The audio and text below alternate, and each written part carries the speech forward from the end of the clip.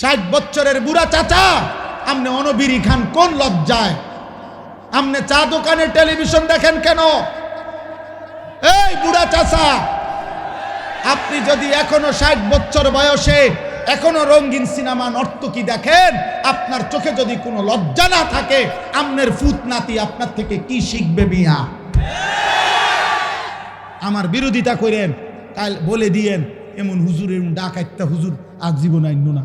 হ্যাঁ কইেন, আপনি বলে যাইয়েন এখন, নাহলে অন কন তারা রেকর্ডিং করে রাখো যে এমন হুজুর আর আইন না, এরকম ডাকাইতে হুজুর তো দেখছি না। কিন্তু আপনি বলেন, এই বুড়া চাচার এখনো লজ্জা হওয়ার সময় হয় না? 60 বছর বয়স তোমার, প্রতিদিন বিড়ি সিগারেটে খাইয়া গেলা, তুমি আমার উন্মত। 60 বছরও মনে পড়ে নাই এটা গুনাহ? 60 বছর বয়সেও মনে পড়ে নাই যে টেলিভিশনে নাচ গান দেখা গুনাহ? তোমার স্ত্রী 30 বছর বয়স পর্যন্ত, 30 বছরও কোনোদিন পর্দা করে নাই?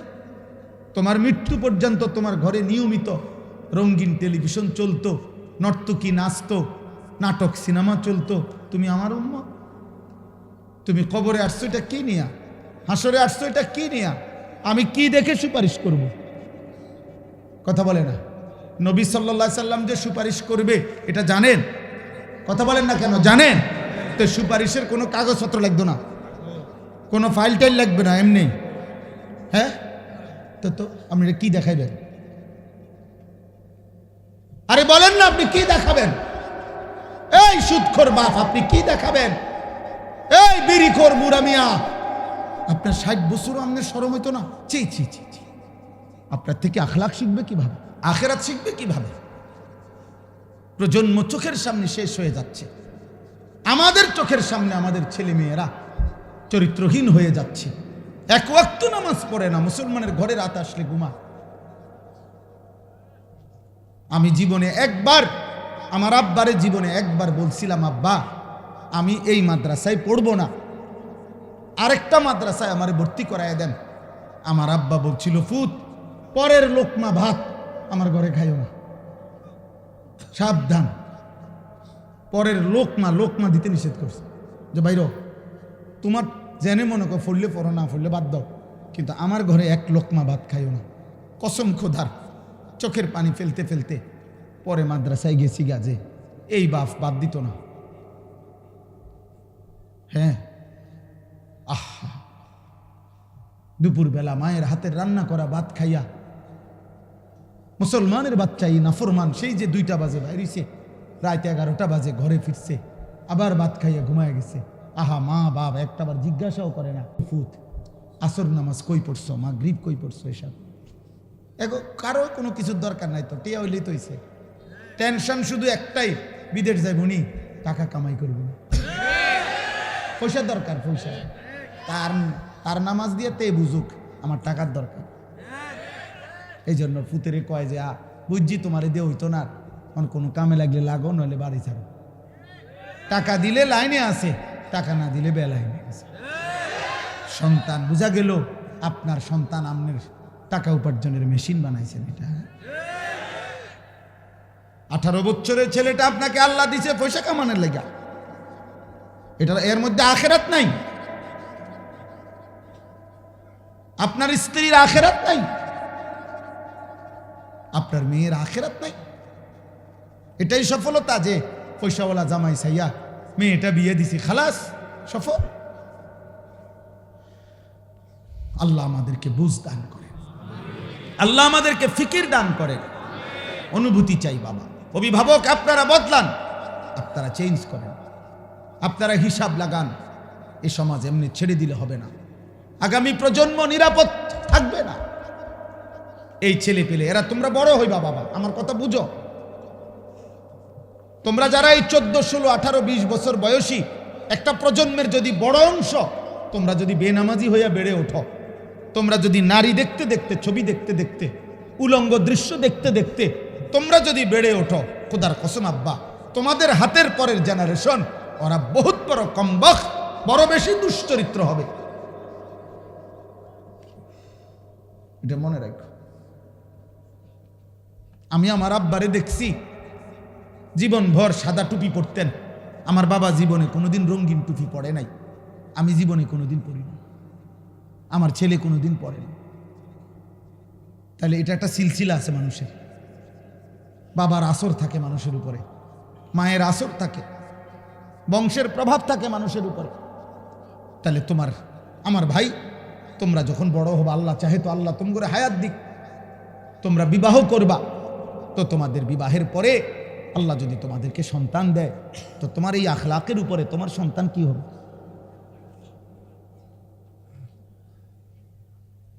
বলো ভাই। একটা ছেলে ভাই, আল্লাহ তৌফিক দান করে। চলেন এই আয়াতগুলোর অর্থ শুনি। আল্লাহ তাআলা বলেন সূরা কাসাস 28 নম্বর সূরা, দেরি করব না, শুধু অর্থ বলুন। 20 নম্বর পারা, সূরা কাসাস 28 নম্বর সূরা, 51 থেকে 56 6টি আয়াত পড়ছে। এই তর্জমা বলি। আগে 1 মিনিট তর্জমার জন্য সুবিধার্থে 2 মিনিট একটা কথা বলি। আমাদের নবী সাল্লাল্লাহু আলাইহি ওয়াসাল্লাম, ওনার সাহাবারা, নবীজি সহ প্রকৃত বড় যেই হিজরত করছেন সেটা হলো মক্কা থেকে মদিনায়। কোথায়? কিন্তু এর আগে সাহাবারা নবীজির নির্দেশে আরেকটি হিজরত করছিলেন, সেটা হলো মক্কা থেকে আবিসিনিয়া, হাবাসা, আবিসিনিয়া এলাকা। ওইখানকার বাদশাহ ছিল বাদশাহ নাজ্জাশী, যিনি খ্রিস্টান ছিলেন, এবং তার উজির সভাসদ তারাও ছিল খ্রিস্টান। ওইটা খ্রিস্টান অধ্যুষিত এলাকা ছিল। বর্তমান মানচিত্রে এটার নাম হলো ইথিওপিয়া। আমার যে দেখাইছিলেন একজন, না হ্যাঁ, আল্লাহর ঘরে একজন মৌলানা দেখছিলাম আমরা, ইথিওপিয়া আলেম। তো এই ইথিওপিয়া মানে আবিসিনিয়া বলতো আগে, হাবাসা। এই হাবসার মধ্যে আল্লাহর নবী সাল্লাল্লাহু আলাইহি সাল্লামের আদেশে, নবীজি সাল্লাল্লাহু আলাইহি সাল্লামের নবুয়তের 7ম বছর সাহাবায়ে কেরাম প্রায় 72 থেকে 74 জন ওনারা মক্কা থেকে সেখানে হিজরত করে গেছিলেন। তো তারা যখন, আমি সংক্ষেপে বলতেছি, তারা যখন হিজরত করে চলে গেছে মক্কা ছেড়ে ওই এলাকায়, এই খ্রিস্টানদের এলাকায় নিরাপত্তার জন্য, ওই বাদশা খুব ন্যায়পরায়ণ ছিল, এই নাজ্জাশী বাদশা। তো মক্কার 2 জন কুরাইশ নেতা, কাফের নেতা মক্কায়, তারা ওই আবিসিনিয়ায় গেছে নাজ্জাশী বাদশার কাছে অভিযোগ নিয়ে, যে আপনার এলাকায়, আমাদের এলাকার থেকে কিছু দুষ্কৃতিকারী, কিছু মনে করেন চোর ডাকাইতের মতো কইল আর কি, বা কিছু খারাপ চরিত্রের লোক আমাদের এলাকার থেকে ভাইগা আপনার এলাকায় এসে আশ্রয় নিছে, আপনি তাদেরকে আমাদের কাছে ফিরায় দেন, নয়তো আপনার এলাকার নিরাপত্তা শূন্যতা হবে। তো নাজ্জাশী বাদশাহ খ্রিস্টান, সে বলতেছে যেই আসুক আমি সরাসরি তার মুখ থেকে তাদের আত্মপক্ষ সমর্থনের সুযোগ না দিয়া আমি তোমাদের হাতে তুলে দেব না, বাইর করব না, ওরা কথা বলে রোক, আমি শুনি কি কইতে চায়।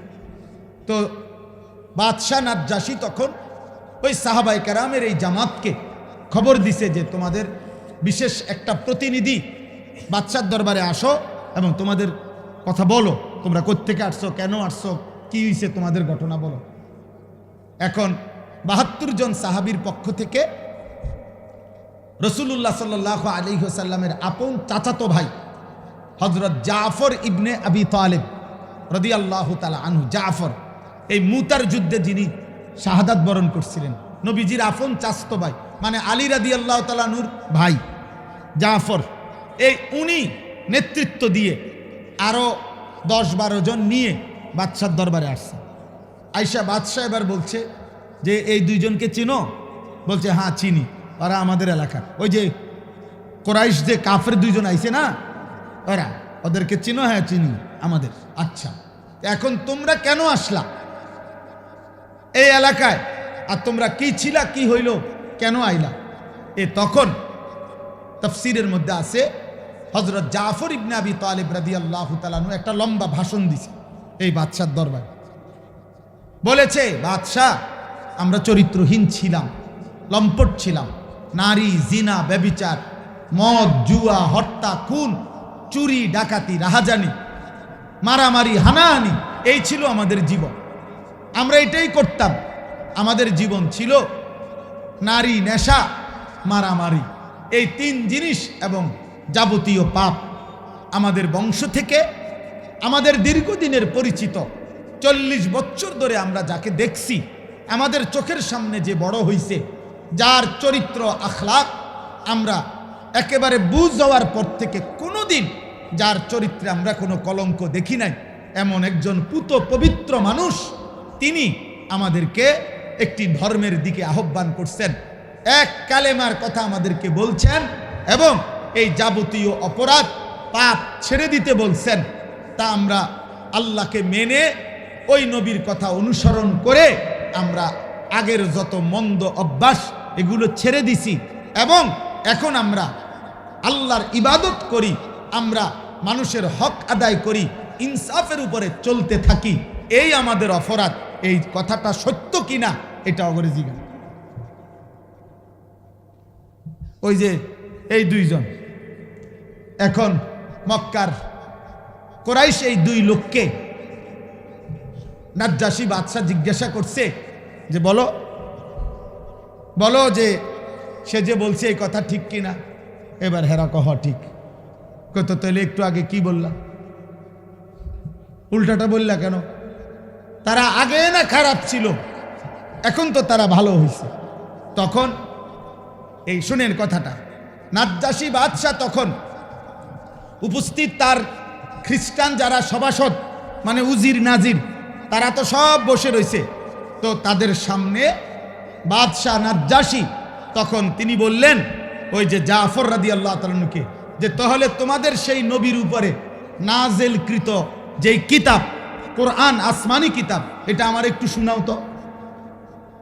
তো তখন হযরত জাফর রাদিয়াল্লাহু তাআলা আনহু সূরা মারইয়াম, যেখানে আল্লাহ তাআলা হযরতে মরিয়ম এবং ঈসা আলাইহিস সালামের কথা উল্লেখ করছেন, তারা তো উনারই মানে, কথা বুঝছেন কিনা? উনারে মানে না, খ্রিস্টানরা ঈসা এবং মরিয়মকে মানে। এই সূরাটা তেলাওয়াত করছে আল্লাহর দয়ায়, তিনি তেলাওয়াত করছেন আল্লাহর কোরআন।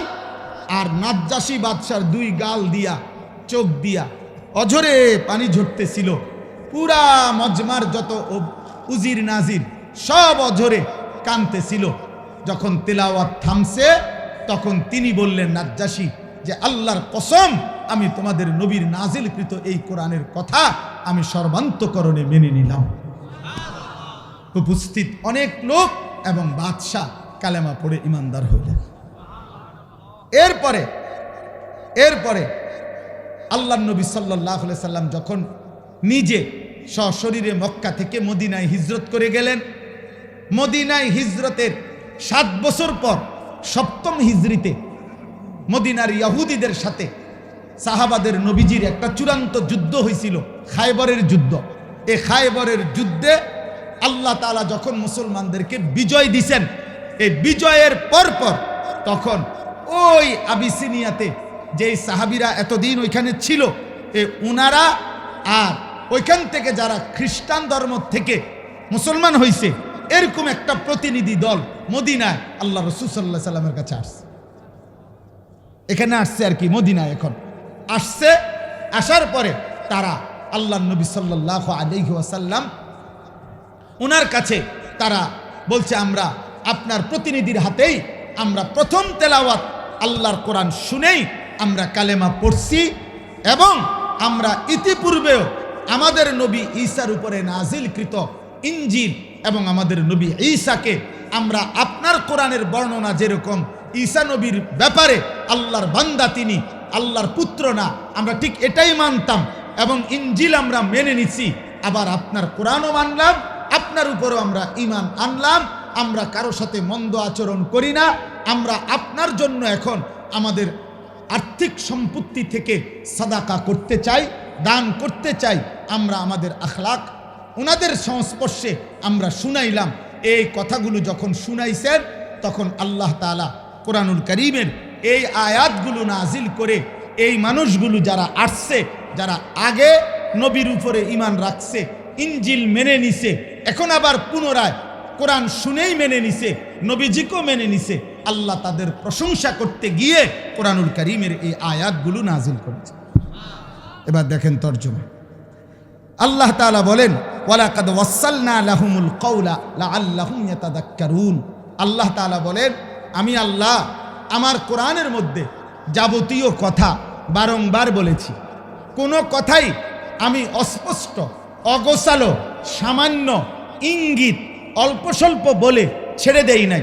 প্রত্যেক কথা আল্লাহর প্রতি ঈমান, রাসূলের প্রতি ঈমান, আখিরাতের প্রতি ঈমান, যা বলা দরকার তা বারবার বারবার বারবার, এই ওয়াসালনা শব্দের অর্থ বারবার বারবার বলেছি, যেন আমার বান্দার কলিজায় ঢোকে, যেন প্রত্যেকেই আমি আল্লাহর কথা থেকে উপদেশ গ্রহণ করতে পারে। এবার আল্লাহ বলেন বন্ধু আপনাকে শুনাইতেছি, আল্লাযীনা আতাইনাহুমুল কিতাবা মিন ক্বাবলিহি ওয়া হুম বিহি ইউমিনুন। যে মানুষগুলো আপনার সামনে আছে এরা ইতিপূর্বে আমি যেই আসমানি কিতাব নাজিল করেছিলাম ইনজিল, তার উপরে ঈমানদার ছিল।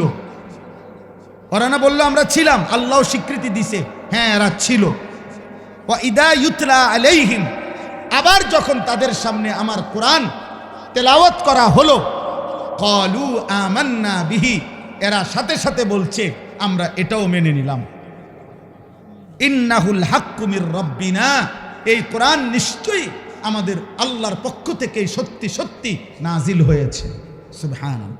ইন্না কুন্না মিন ক্বাবলিহি মুসলিমিন, ইতিপূর্বেও আমরা আল্লাহর আনুগত্যই ছিলাম, আজ আমরা নতুন করে আখেরি নবীকেও মেনে নিলাম, কোরআনকেও মেনে নিলাম।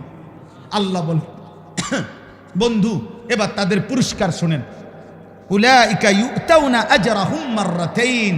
আল্লাহ বলেন আমি আল্লাহ ওয়াদা দিলাম ইতিপূর্বেও যারা আমি আল্লাহকে মেনে নিছে, এখন আপনাকেও মানছে, কোরআনকেও মানছে, আমি আল্লাহ ওয়াদা দিলাম তাদের প্রত্যেকটি নেক আমলের বিনিময় আমি আল্লাহ দ্বিগুণ দ্বিগুণ ডাবল ডাবল নিয়ামত পুরস্কার প্রতিদান দিতে থাকব, সওয়াব দিতে। তাদের প্রত্যেক আমলের ডাবল ডাবল নেকি, প্রত্যেক আমলের কি।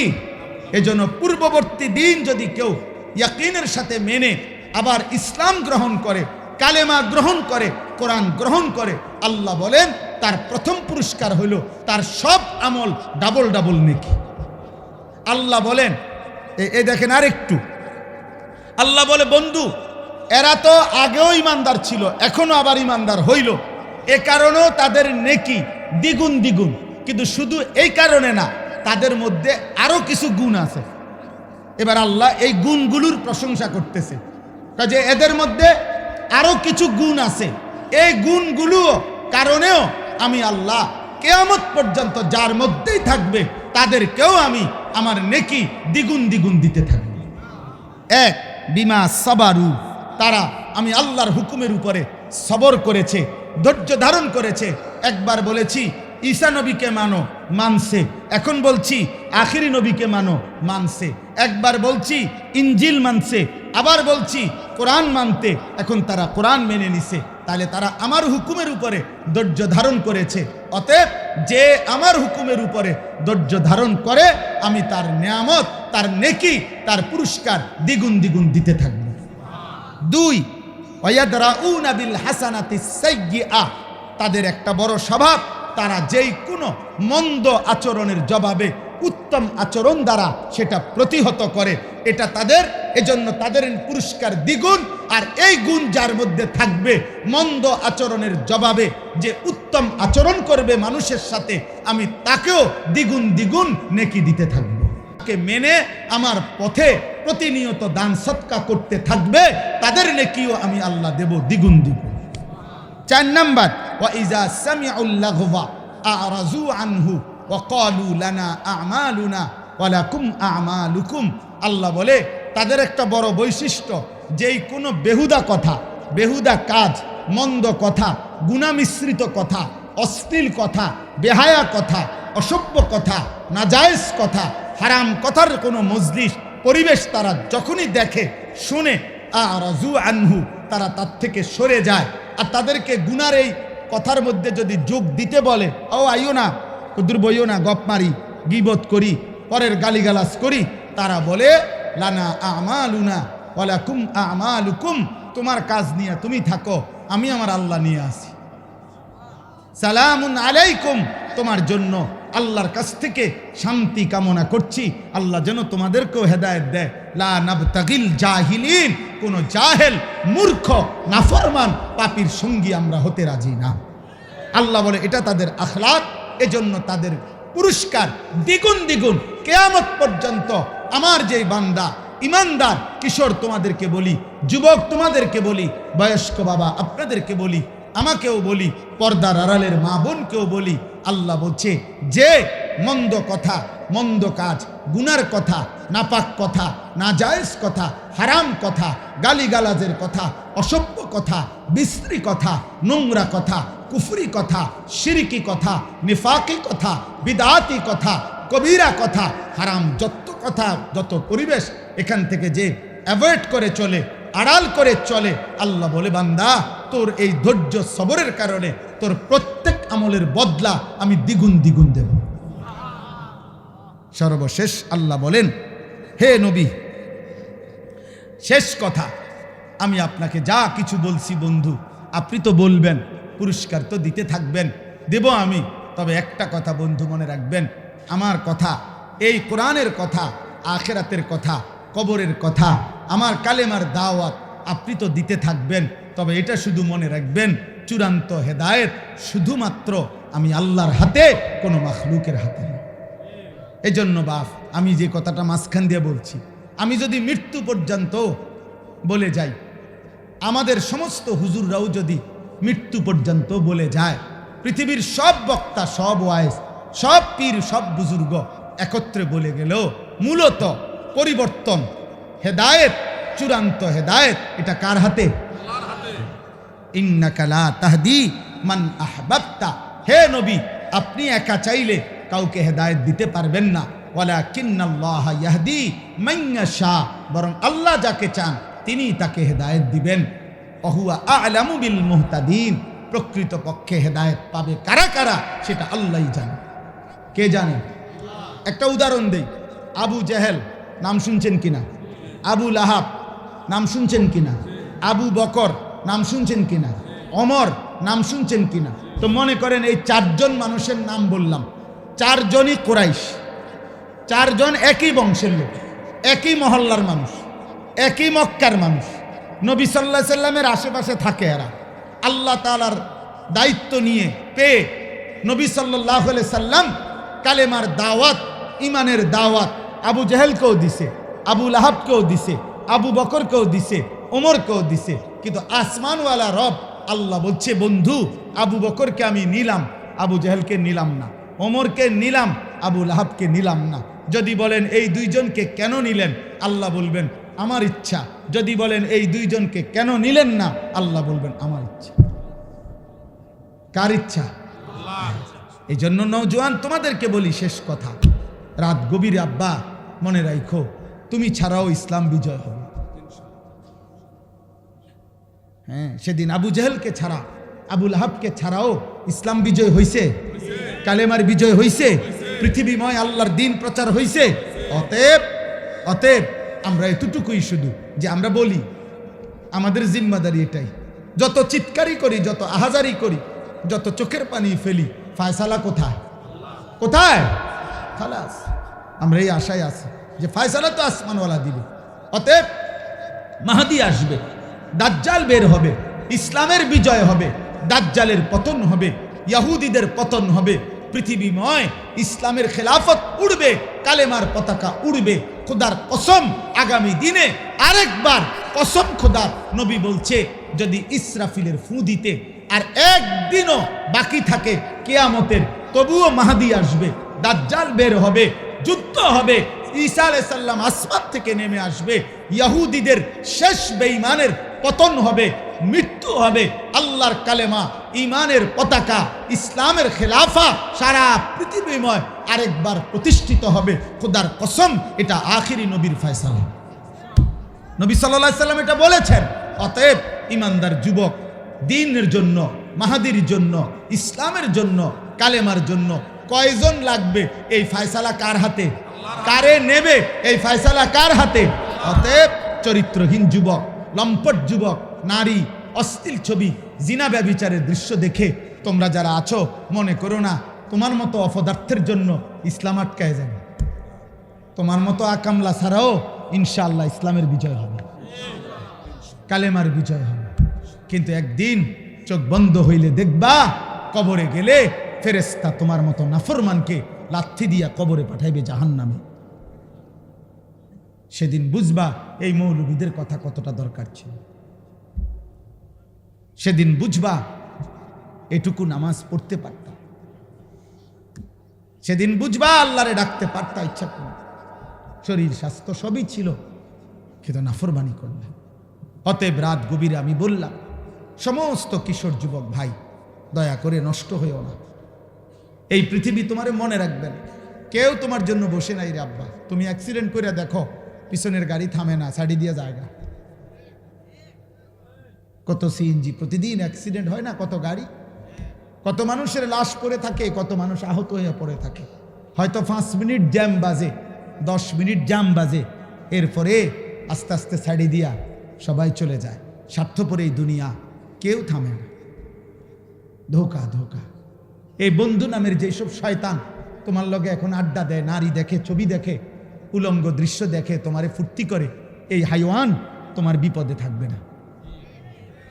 তুমি পাওটা ভাঙ্গা দেখো আর ওরে কও বন্ধু তোর পাড়ও তুই ভাঙ, সে জীবনও না, বলবে ভালো থাকিস, আচ্ছা যায়। এই জন্য চরিত্রহীনের খপ্পরে পড়ো। আমি বললাম চরিত্রহীনের খপ্পরে পড়ো, নিজেরে চালাক মনে করো। আম হাসিবাল্লাযীনা ইয়ামালুনা আস-সাইয়্যাতি আন ইয়াসবিকুনা, আল্লাহ বলে বান্দা ভেবো না গুনাহ করে আমারে ডিঙ্গায় লাইবা। আল্লাহ নিষেধ করছে, বান্দা পুলিশ, র্যাব, বিজিবি, আর্মি সব তুমি ফাঁকি দিবা, এই পৃথিবীর সব, কিন্তু আমারে ফাঁকি দিবা কেন? আমাকে ডিঙ্গাইবা কেন? অতএব বাপ, অনেক রাত হয়ে গেল। আমি সবার কাছে অনুরোধ করি, প্রিয় কিশোর, প্রিয় নওজোয়ান, চোখের হেফাজত করো। নারী দেখো না, অশ্লীল ছবি দেখো না বাপ, উলঙ্গ ছবি দেখো না, মোবাইলের আসক্ত হয়েও না, নিজেরই হেফাজত করো। 5 ওয়াক্ত নামাজ পড়ো, ফজরের নামাজ কষ্ট করে হলেও জামাতের সাথে পড়ো। দেখবা ফজরের মুসল্লি যারা, আমি বলে গেলাম মাহাদির সৈনিক তারা। ফজরের মুসল্লি যারা দাজ্জালের বিরুদ্ধে লড়বে তারা। ফজরের মুসল্লি যারা বিশ্বময় কালেমার পতাকা উড়াবে তারা। এটা মাহাদির এবং ঈসার নেতৃত্বে দাজ্জালের বিরুদ্ধে, ইহুদিদের বিরুদ্ধে হাদিসের বক্তব্য হলো শেষ যুদ্ধ, চূড়ান্ত লড়াই ফজরের নামাজের পরে শুরু হবে। ফজরের মুসল্লিদেরকে সাথে নিয়ে মাহদি এবং ঈসা যুদ্ধ শুরু করবে। আসরের নামাজের ভিতরেই, আসরের ওয়াক্ত হইতে হইতেই দাজ্জাল নিহত হবে এবং সমস্ত ইহুদি নিহত হবে, এবং আসরের ওয়াক্তে মাহদি এবং ঈসার নেতৃত্বে মসজিদে আকসা বিজয়ের পতাকা, ইমানের পতাকা উড়বে, সারা পৃথিবীময় ইসলামের খেলাফা প্রতিষ্ঠা। হয় আমি দেখবো, নয় তুমি দেখবে, নয় আমার সন্তান দেখবে, কিন্তু আল্লাহ রাসূল সাল্লাল্লাহু আলাইহি সাল্লামের এই কথা বৃথা হবে। কোনো জালেমের পতনের আগে কেউ বোঝে না কেমনে পতন, কেমনে পতন, কিন্তু যে সময় জায়গা সে সময় সবাই বোঝে যে এমনি যাইতে আছে। বোঝেন নাই? হ্যাঁ, হেলিকপ্টার উঠবার আগে কেউ বুঝছে না যে হেলিকপ্টার দিয়ে যাইব না অটো দিয়ে যাইব, কেউ খেয়াল করতে। কিন্তু যখন হেলিকপ্টার ছেড়ে দিছে সবাই বুঝে লাইছে যে এই জায়গা। এটাই পৃথিবী। ফেরাউন, মুসা আলাইহিস সালাম নদী দিয়ে যে রাস্তা হয়েছে 12টা, 1 মিনিট শুনেন তো। ফেরাউন পাশে আইসা দেখছে যে নদীর উপরে রাস্তা, 12টা রাস্তা, এটা দিয়ে মুসার বাহিনী পার হয়ে গেছে। ফেরাউন বলতেছে তার অনুসারীদেরকে, চলো আমরাও পার হই, ধর্ম। কিন্তু তুই তো বাদশাহ, তুই খোদা, নাউজুবিল্লাহ, তুই তো খোদা দাবি করো, তুই তো বাদশাহ, তো তার তো এটা বোঝা উচিত ছিল এত বড় নদীতে 12টা রাস্তা, এটা আমি বরাদ্দ দিলাম না, আমি স্যাংশন করলাম না, আমি উদ্বোধন করলাম না, এটি করতে গেল রাস্তাটি। আপনি কথাটা বুঝছেন না? তোর তো এটা বোঝা দরকার আগে। তো কিরে কিরে এটি কে করলো আমার এলাকায়? আমি কো আল্লাহ বলে না, ব্যাক কল আইবা না, মুসার রঙে রঙে আসো সামনে আগাও, আগাও না এখনই না বুঝবা রাস্তা করতে গাইছে। এরপরে ডিব্বা গেছে কিনা বলেন? এই জন্য বুঝে কোন জালেম পতনের আগে বুঝে না পতন কিভাবে হবে, কোন পাপী জানে না। অতএব দোস্ত, রাসূলুল্লাহ সাল্লাল্লাহু আলাইহি সাল্লামের কথা সত্য, সত্য সঠিক তো ইনশাআল্লাহ। আরেকবার যুদ্ধ হবে, জিহাদ হবে, আরেকবার কালেমার পতাকা উড়বে ইনশাআল্লাহ। আমগরো ডেইলি মানুষে কয় অনেকেই, হুজুর সেফে থাকেন, সাবধানে বললেন, পরিবেশ পরিস্থিতি ভালো না। 300 বছর আগে, 3000 বছর আগেরও কাউরে যদি আপনি কবর থেকে উঠান, উনার আমল মানুষ উনারে কইছে সেফে থাকেন, পরিস্থিতি ভালো না। পরিস্থিতি কোনো সময় ভালো ছিল না, কথা বুঝেন না? সব সময় কি ইমানের পরীক্ষা দিতেই হবে, কালেমার পরীক্ষা দিতেই হবে। সেফে থাকার কিছু নাই। গুলি করুক, খুন করুক, আর গুম করুক, আর যাই করুক, আমার পরিষ্কার বক্তব্য, যে যাই করে কিন্তু খোদার কসম শেষ পর্যন্ত আমাকে তো আমার আল্লাহর কাছেই ফেরত পাঠাবে, আর আমার মালিক ইনসাফ করবে ইনশাআল্লাহ। তিনি তো জুলুম করবে না, খালাস। অসুবিধা কি? অন্য কেউ জুলুম করলে সমস্যা কি? যেই ফয়সালা করবে উনি তো জুলুম করবে না, তো উনি তো দেখছে, উনি দেখছে না। অতএব বাপ আমার, দোস্ত আমার, আল্লাহর জন্য লড়ো, আল্লাহর জন্য সেজদা দাও। সমস্ত বাবাদেরকে বলি, দিন মানেন, আল্লাহকে মানেন, বিবি বাচ্চা ছেলে মেয়েকে এই শেষবারের মতো অনুরোধ করলাম, ইমানের উপরে রেখে যান, ইসলামের উপরে রেখে যান। ছেলেটাকে নামাজি বানান, মেয়েকে নামাজি বানান, পর্দানশীন বানান, স্ত্রীকে পর্দানশীন বানান। অনুরোধ করেন, অনুরোধ, চোখের পানি ফেলে প্রয়োজনে কাঁদেন। বল লগে, ছেলে মেয়ের লগে যদি নামাজ রোজার কথা বলে বুঝাইতে না পারেন তো কাঁদেন আপনি, আপনি চোখের পানি ফেলেন। নবীজির একটা একটা সুন্নাত আমল করেন, একটা একটা সুন্নত কেউ মানে না করে, আপনি মানেন, আপনি মানেন, আপনি মানেন। নবীর সুন্নাতি জীবন, সুন্নাতেই অনুসরণ, সুন্নাতেই আখিরাত, সুন্নাতেই ভালোবাসা, সুন্নাতি ইত্তেবা, সুন্নাতেই জান্নাত। কোরআনুল কারীমের মধ্যে আছে, আল্লাহ তাআলা বলেন, অকুল্লুহুম আতিহি ইয়াউমাল কিয়ামাতি ফারদা। কিয়ামতের দিন আল্লাহ তাআলার সামনে সকলকেই আসতে হবে। আল্লাহ তাআলা বলছে ফারদান, একজন একজন। তাহলে আমি জনপ্রিয়তা দিয়া যে ওই আমার ফুলান্ডি ডাক, আমি এখন আল্লাহর কাছে যাইতেছি হিসাব দিতে, এ কথা বললে হবে? তো তাইলে বলবেন কি? এই জন্য বাপ, এটা জরুরি বিষয়। আল্লাহর কথা যদি মনোযোগ দিয়ে নাই শুনেন তো শুধু শুধু এই কষ্ট, এই রাত জাগা, রাত অনেক হয়েছে, বাইরে প্রচণ্ড ঠান্ডা, কুয়াশা, শীত, এর ভিতরেও আলহামদুলিল্লাহ আপনারা এই পরিমাণ মানুষ এবং কিশোর ভাই, নওজোয়ান, তোমরা আসছো আব্বা, এ তো মুবারক, ভালো কথা। কিন্তু এবার তো আল্লাহর কথা বলতে দাও, শুনতে দাও, তাইলে ফায়দা হবে। একটা মাহফিলের আয়োজনের মধ্যে অনেক কষ্ট আছে। কারো 10 টাকা, কারো 2 টাকা আছে, কারো 50 টাকা, কারো 100 টাকা। এই 10 টাকা 50 টাকা জমা কেউ হয়তো বলছে যে আচ্ছা যায় না, আইয়েন, আরে রবিবারে আইয়েন, কেউ কইছে সোমবারে আইয়েন, ফিরাই দিছে, বেচারা হয়তো আবার গেছে। তো এইভাবে বারবার গিয়া গিয়া দাঁড়ে দাঁড়ে একটা মাহফিলের জন্য কালেকশন করে, কষ্ট করে, এরপরে এই আয়োজন, এই আলো, এই ঝলমক, এই প্যান্ডেল, এই সামিয়ানা, এই সব কিছু হয়। তাহলে এই সব কিছু যে 10 টাকা দিছে, 100 টাকা দিছে, সেও তো সওয়াবের আশায় দিছে। তো এর মানে যদি এই কষ্টের এই আয়োজন, ভালোবাসার এই আয়োজনের মাকসাদ কিছু বুট বাদাম বিক্রি হইল, কিছু চিল্লাচিল্লি হইল, 2-4 জন পরিচিত বক্তা, এখন যাদের ওয়াজ অনেকে শুনে মনে করেন এরকম, তো ওনারা আসলো, হাঙ্গামা হইল, চিল্লাচিল্লি হইল, সকালবেলা সবাই মিলে শুধু এতটুকু আলোচনা হইল যে হ্যাঁ লোক হইছে, খালাস, শেষ তো না এই অর্জন, এই মাহফিলের অর্জন হয়ে গেল, এটা সফলতা হয়ে গেল। তো বলে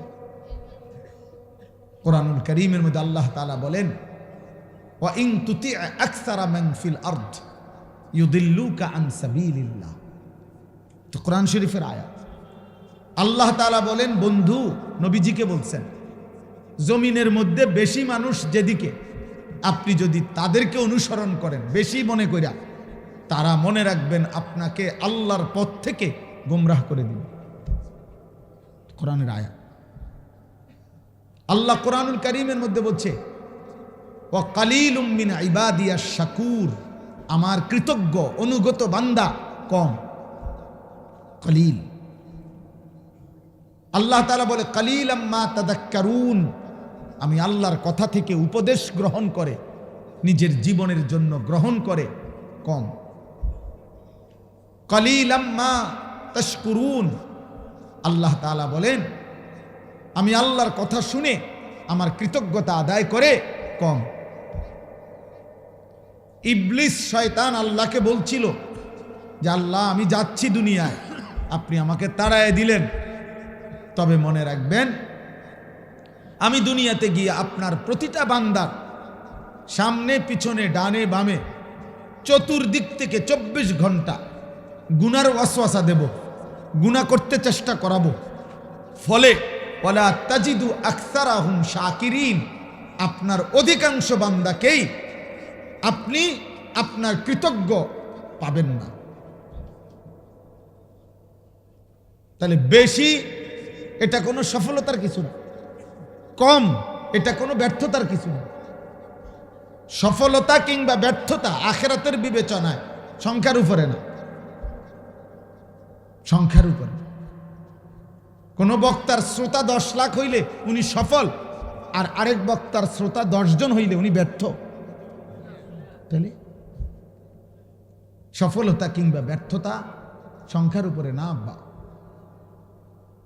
আসমানওয়ালা রব গ্রহণ করার উপর। তিনি যদি গ্রহণ না করে কোনো মূল্য নেই, কোনো মূল্য নেই। আমি 4 জন মানুষের সামনে বয়ান করছি, 4 জন, 10 জন মানুষের সামনে বয়ান করছি, 20 জন মানুষের সামনে বয়ান করছি, 10-20 জন মানুষের সামনে ঘড়ির ঘন্টায় 4 ঘন্টা বয়ান করছি টানা, এমন বহুদিন গেছে। খালাস, সব আল্লাহর জন্য, সব আখিরাতের আশা। অতএব কিশোর নওজোয়ান একজনও, আমি আবারও বললাম, আমার কথা যদি শুনে থাকো তাহলে মোবাইল ধরে রাখো না, ওই যে দেখো ওই একজন। আরে ভাই এটা ঠিক না, গাদ্দারি করার কি দরকার, চলে গেলে ভালো। কথা না শুনে বেয়াদবি করার চাইতে চলে গেলেই তো ভালো, ঘুমায় গেলে ভালো। এই জন্য বললাম এটা দরকার। আমাদের মূল কোরআনুল কারীম আমি এখনই আপনাদেরকে শুনাইতেছি, প্রথম যে আয়াতটা পড়ছি শোনাচ্ছি। কিন্তু আমার প্রথম কথা হলো, আমরা প্রত্যেকে আজকের জন্য বলতেছি না, ছোট বড় যে কোনো মাহফিলে, জুমার নামাজের বয়ানে, ওলামায়ে কেরামের নসিহত সর্বদাই মনোযোগ দিয়ে শোনা উচিত। এখানে খ্যাতির কিছু নাই। আপনার মসজিদের ইমামরে সারা বাংলাদেশের মানুষ চিনে না, এই জন্য আপনি শুনেন না। আমাদের মসজিদের ইমামরে সারা বাংলাদেশের মানুষ চিনার কি দরকার? সারা বাংলাদেশে আর ইমাম নাই তো তো আমাদের হুজুরে সবাই চিনতে হবে কেন? বাহি হুজুরে কি সিরে সবাই তো বইয়া বইয়া কথা বলেন না কেন? বাকিরা কি করতো তাহলে? হ্যাঁ, তো আমাদের হুজুরে সবাই চিনতে হবে, এটা একটা বেহুদা কথা না? এটা কি দরকার? আমার আখেরাতে না দরকার, আমার কবরের মাফে না দরকার। ফামান যুহজিহা আনিন নার ওয়া উদখিলাল জান্নাহ ফাকাদ ফাযা। আল্লাহ তাআলা কোরআনুল কারীমের মধ্যে বলছে, কিয়ামতের দিন যাকে জাহান্নাম থেকে মুক্তি দেয়া হবে, জান্নাতে প্রবেশ করানো হবে, সেই কেবল সফল হলো, সেই কামিয়াব। দোস্ত মনে রাখবেন, আমার শায়েখ আল্লামা মুফতি মুশতাকুন নবী কাসেমি হুজুর বলছে, আমার এই সেদিনও সিলেট মাহফিলের দুপুরে খাইতে বৈশা বলছে, মাওলানা আমরা যেদিন মৃত্যুবরণ করব, মৃত্যু পর্যন্ত যদি আল্লাহর কথা আমরা বলতে থাকি, ওয়াজ নসিহত করতে থাকি, তারপরেও আমাদের মৃত্যু পর্যন্ত এই পৃথিবীতে ইমানদারও থাকবে, নাফরমানও থাকবে, অনুগতও থাকবে, বাটফার সিটারও থাকবে। বলে আর না, আমরা যদি আর কষ্ট মষ্ট করে আর 6টা মাস ঠিক মতো ওয়াজটা করে যাইতারি মানুষ সব দিনদার হইয়া জোনায়েদ বাগদাদি হয়ে যাবে, এরকম বলে? তাইলে পৃথিবীতে আলো অন্ধকার, ইমানদার নাফরমান, অনুগত অবাধ্য, জালেম মজলুম থাকবেই, এই পাপী থাকবেই, নেককারও থাকবেই, সেজদাওয়ালাও থাকবে, সেজদা ছাড়াও থাকবে। কিন্তু আমি মরে গেলে যদি আমার কবর ক্ষতিগ্রস্ত হয়, আখিরাত ক্ষতিগ্রস্ত হয়, সেটা শুধরাবো কি? আমার মৃত্যুর পরে হইতে পারে এই লোক আমার পরবর্তী কারো কথায় হয়তো বদলায় গেছে, কিন্তু আমার যদি আখিরাত নষ্ট হয়, আমার যদি কবরের সামান না হয়, আমার যদি পরকাল সুন্দর না হয়, কথা বলে নবী সাল্লাল্লাহু আলাইহি ওয়াসাল্লাম সাহাবায়ে কেরামকে নিজের ব্যাপারে, সাহাবায়ে কেরামকে এই সবক দিছে, এই পৃথিবীর সবার ব্যাপারে তুমি অজুহাত দেখাইতে পারো শেষ পর্যন্ত, কিন্তু আল্লাহ তাআলা কোরআনুল কারীমের মধ্যে নবীজিকে বলছে, লা তুকাল্লাফু ইল্লা নাফসাকা। বন্ধু, প্রত্যেকের ব্যাপারে আপনি কোনো না কোনো কারণ দর্শাইতে পারবেন। আবু তালেব কেন কালেমা পড়ল না, আপনার চাচা হয়েও আপনি বলতে পারবেন যে ইয়া রব্বুল আলামিন, আমি 10 বছর টানা ওনাকে বলছি, মৃত্যুর সময়ও বলছি, চোখের পানি অঝরে ফেলছি, উনি কালেমা পড়ে নাই। ওমকে কেন আপনার ছেলে, আপনার মেয়ে নূহ আলাইহিস সালাম 950 বছর বলার পরেও ওনার ছেলে কেনআন কালেমা পড়ে নাই। তো প্রত্যেকের ব্যাপারে আপনি কোনো না কোনো অজুহাত দেখাইতে পারবেন, আমি বলছি, এমনি এমনি চেষ্টা করছি, কিন্তু আপনার আমার নিজের ঈমান, নিজের নামাজ, নিজের সেজদা, নিজের গোলামি, নিজের হালাল হারাম আপনি কেন পালন করতে পারলেন না, এটার কারণে কি যুক্তি দেখাবেন? কি বলবো বলো না ভাই? আমার ভাই, তোমরা যারা আজকে নামাজ পড়ো নাই এক ওয়াক্ত, তুমি কি বলবা? কি বলবা? তুমি কি বুঝাইবা? এজন্য নবী সাল্লাল্লাহু আলাইহি সাল্লামকে আল্লাহ তাআলা বলছেন, লা তুকাল্লাফু ইল্লা নাফসাকা। বন্ধু, শেষ পর্যন্ত মনে রাখবেন, এই কায়নাতের একজনও যদি আপনার সাথে না থাকে, আপনি একাই আমি আল্লাহর সমস্ত বিধানের ব্যাপারে আদিষ্ট, আপনার উপরও এই হুকুম, অতএব আপনি একাই আমার বন্দিগি, আমার গোলামি করে যাবেন। এজন্য রাসূলুল্লাহ সাল্লাল্লাহু আলাইহি সাল্লামের একটি যুদ্ধ, হুনাইনের যুদ্ধ, মক্কা বিজয়ের পরে নবী সাল্লাল্লাহু আলাইহি সাল্লাম একটি যুদ্ধে, ওনার সাথে 12,000 সাহাবী ছিল, কিন্তু যুদ্ধের প্রথম আক্রমণে কাফেরদের 4,000 কাফেরের আক্রমণে, প্রথম আক্রমণেই 12,000 সাহাবী যুদ্ধের ময়দান থেকে ছিন্ন ভিন্ন হয়ে গেছে, ছত্রভঙ্গ হয়ে গেছে। নবীজি সাল্লাল্লাহু আলাইহি সাল্লামের সান্নিধ্য ছেড়ে দিছে, এত তীব্র আক্রমণ হয়েছে। কিন্তু কিতাবে আছে, সেদিন 12,000 সঙ্গী সাহাবী ছুটে গেছে নবীর থেকে হুনাইনের যুদ্ধে। খোদার কসম, আল্লাহর নবী সাল্লাল্লাহু আলাইহি ওয়াসাল্লাম ওই যুদ্ধে, জিহাদের ময়দানে একাই আপন জায়গায় দাঁড়িয়েছেন। উনি এক চুল পিছপা হন, এক চুল। নবী সাল্লাল্লাহু আলাইহি সাল্লাম সরে নাই, কারণ ওই যে শরীয়তের বিধান, উনি একথা বলার কোনো সুযোগ নাই যে আমার সাথে 12,000 লোক ছিল না বলে আমি দৌড় দিছি। আল্লাহ বলবেন, না বন্ধু, 12,000 ওরা কেন দৌড় দিছে সেটা ওদেরকে জিজ্ঞেস করবো, আমনে দৌড় দিছেন কি লেগে, এটা কর। আবু বকরের উত্তর আবু বকর দিবে, ওমরের উত্তর ওমর দিবে, ওসমানের উত্তর ওসমান দিবে। আপনি আপনারটা বলেন,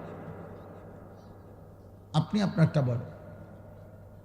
এই জন্য দোস্ত, কোরআনুল কারীমের মধ্যে অসংখ্য কথা আছে, যে কথাগুলো রাসূলুল্লাহ সাল্লাল্লাহু আলাইহি সাল্লামকে এক বচনের শব্দ দিয়ে আল্লাহ সরাসরি উনাকে লক্ষ্য করে বলছে, অথচ নবী সাল্লাল্লাহু আলাইহি ওয়াসাল্লাম মাসুম, নিষ্পাপ। এক বিন্দু, এক জাররা, এক ঘুণাক্ষরেও আল্লাহর মর্জির খেলাফ কিছু তিনি করতেই পারেন না, করেনই নাই জীবনের কোনো সেকেন্ডে। কিন্তু এরপরেও আল্লাহ তাআলা শুধু নবীজিকে লক্ষ্য করে অনেক কথা বলছেন কোরআন। ফাকাতিল ফি সাবিলিল্লাহ, এই এক বচনের শব্দ, আপনি একাই আল্লাহর পথে যুদ্ধ করেন। নবীজিকে আল্লাহ বলছে, লা ইন আশরাকতা লা ইয়াহবাতান্না আমালুকা। নবীজিকে বলছে, বন্ধু আপনি যদি শিরিক করেন আমি আপনার পুরা জিন্দেগীর সমস্ত আমল একসাথে নষ্ট করে দেব। নবীজিকে বলছে ওয়ালা তাজআল মা'আল্লাহি ইলাহান আখার। নবীজিকে বলছে সাবধান, আমি আল্লাহর সাথে কাউকে মিলাবেন না, শিরিক করবেন না। আপনাকে বলছি নবী, ফাতুলকা ফি জাহান্নামা মালুমান মাদহুরা। সাংঘাতিক কথা, যদি আপনি রাসূল শিরিক করেন তাহলে আপনাকেও অপমানিত করে জাহান্নামে ছুঁড়ে ফেলা হবে।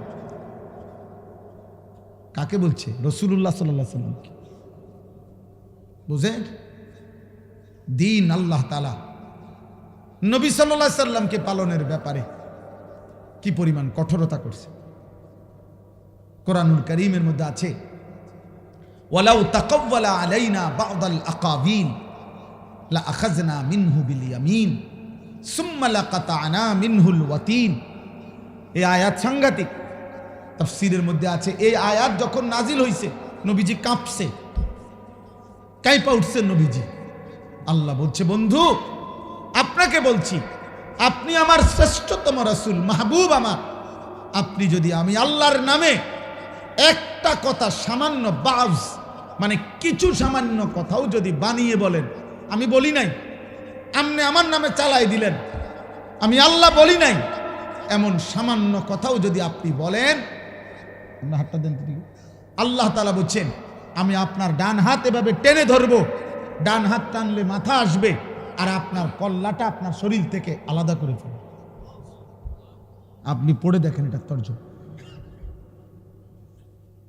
নবীকে বলছেন নবী, আমি আপনার হাত টেনে ধরব এবং আপনার গর্দান আপনার দেহ থেকে আলাদা করে ফেলব। কি অর্থ এটা? কাকে বলছে বুঝছেন? এটা তা আমাদের হালাত কি? কোরআনুল কারীমের মধ্যে আছে নবীজি সাল্লাল্লাহু আলাইহি সাল্লাম জীবনে একবার একজন অন্ধ সাহাবী নবীজির কাছ থেকে দিন শিখতে আসছে। নবীজি তখন মক্কার কুরাইশ কাফেরদেরকে দাওয়াত দিচ্ছিলেন। নবীজি ওনার দিকে তাকাইয়া ভাবছেন ও তো আমার পক্ষেরই লোক, আমার সাহাবী, তাকে আমি পরে বলি। তো ফলে ওনার থেকে চেহারা তাকাইয়া আবার ফিরে গেছেন, দিয়া কাফেরদেরকে দাওয়াত দিচ্ছিলেন। আল্লাহ তাআলা কোরআনুল কারীমের সূরা নাজিল করে নবী সাল্লাল্লাহু আলাইহি সাল্লামের এই আচরণ সংশোধন করে দিয়েছেন। আল্লাহ বলছে বন্ধু এটা কিন্তু ঠিক হলো না, ঠিক হলো না। আপনি আপনার একজন সাহাবীর দিকে তাকিয়ে চেহারা আবার ঘুরাইয়া ফেললেন। আন জাআহুল আ'মা, কি অন্ধ দেখা না? আল্লাহ বলতে কি ঘটনা, কি সে অন্ধ দেখা? নবীজিকে বলতেছে, নবীজিকে আপনার কাছে একজন অন্ধ আসছে, আপনি তাকে অন্ধ মনে করে ফেরত দিলেন, মূল্যায়ন করলেন না। কাজটা কি করলেন? ওরা যত মোটা তাজা হোক ওরা তো বেঈমান, এই যত দুর্বলই হোক এত ইমানদার। আপনার উচিত ছিল ইমানদারকে প্রাধান্য দেওয়া। আল্লাহ তাআলা সংশোধন করে দিয়েছে। কোরআন শরীফে আছে কাল্লা ইন্নাহা তাযকিরা, সাবধান নবী, এটা আমি আল্লাহ আপনাকে উপদেশ দিলাম।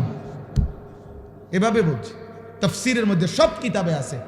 এই অন্ধ সাহাবীকে এরপরে নবী সাল্লাল্লাহু আলাইহি সাল্লাম যখনই দেখতেন আসতেছে, হযরত আব্দুল্লাহ ইবনে উম্মে মাকতুম রাদিয়াল্লাহু তাআলা আনহু উনারে দূরে থাকতেই নবীজি সাল্লাল্লাহু আলাইহি সাল্লাম আগের থেকেই কথা বলতেন, মারহাবান, আহলান সাহলান, স্বাগতম, তুমি আসো, আগে তোমার কথা, পরে অন্য কথা, তোমার কথা কও, এইভাবে বলতেন। এই জন্য বাপ আমার বলার উদ্দেশ্য হলো, এই আমি মোবাইলটা বন্ধ করতে বলছি এই জন্য, মূল উদ্দেশ্য হলো হয়তো মোবাইল দিয়ে কাউকে দেখাইবেন, কাউরে দেখানোর দরকার নাই, বা নিজের জন্য গ্রহণ করে, নিজের জন্য গ্রহণ করে। আমি মরে গেলে দোস্ত, তুমি মরে গেলে, বাবা আপনি মরে গেলে, এই পৃথিবী যত আধুনিকই হোক, আপনার কি আমার কি? আপনার কি আমার কি? হায় মুসলমান, এটা বুঝেন না। আমার মৃত্যুর পরে যদি আমার বংশের সবাই চাঁদের দেশেও যদি ঘরবাড়ি করে, তা আমি কি? আমার তো নাই, আমি তো নাই, আমি তো কবরে। আমি তো কবরে। কিয়ামতের দিন যদি নবী সাল্লাল্লাহু আলাইহি সাল্লামের সুপারিশে মনে করেন হাসরের ময়দানের 100 কোটি মানুষ কথার কথা, তো সকলকেই আল্লাহ নবীর সুপারিশে জান্নাত দিছেন, শুধু একজন ব্যক্তিকে আল্লাহ তাআলা জাহান্নাম দিছে মনে করেন, তো সেই একজন যদি আমি আনিসুর রহমান হই, তাহলে বাকি সবাই জান্নাতে গেলে আমার কি লাভ? আমার কি লাভ তখন? ঠিক আছে, ওরা সবাই জান্নাতে গেছে, আমি তো জাহান্নামী হলাম। তখন বাকিদের জান্নাতে যাওয়ার দ্বারা জাহান্নামী ব্যক্তি এইটা নিয়ে বলবে, যাক আমি জাহান্নামে জ্বলতেছি, আমার ফুত তো বেহেশতে গেছে, এটা নিয়ে কইব। আমি জাহান্নামী হইলাম আর কি, যাক আমার বউ তো জান্নাতে গেছে, এটা নিয়ে বলবে? বরং আফসুস করবে, আফসুস করবে।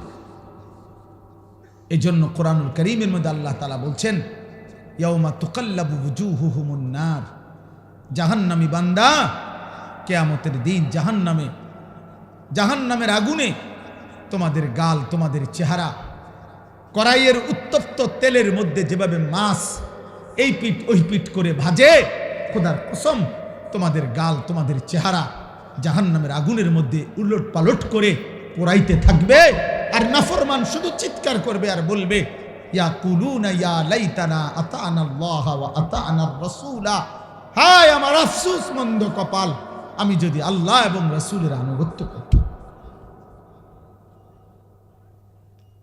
দোস্ত তোমাদেরকে বলি, বাবা নওজোয়ান, তোমরা খুব বেশি রঙের ঘুড়ি উড়াইতেছ, খুব বেশি তামাশা করছো।